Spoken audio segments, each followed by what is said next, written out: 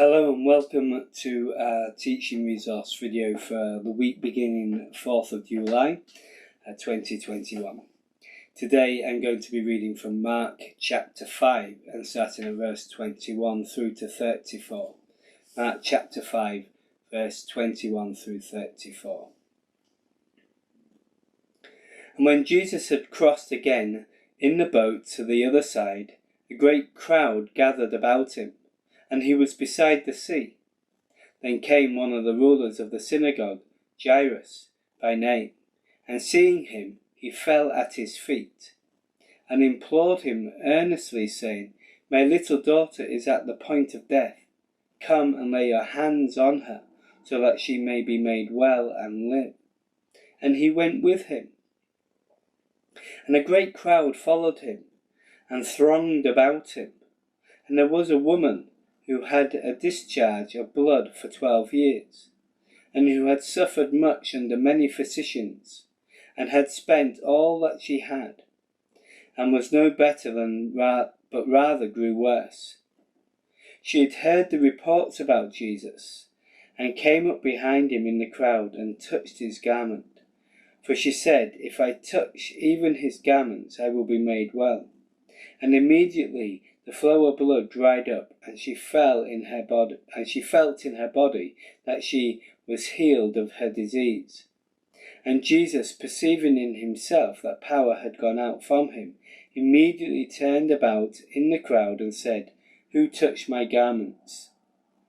And his disciples said to him, "You see the crowd pressing around you, and yet you say, 'Who touched me?'" And he looked around to see who had done it.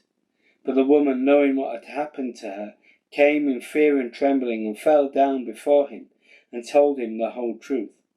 And he said to her, "Daughter, your faith has made you well.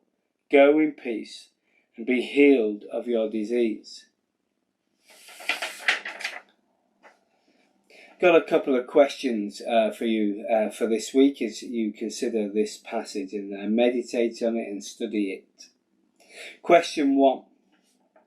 Was the woman's problem physical, spiritual, or both?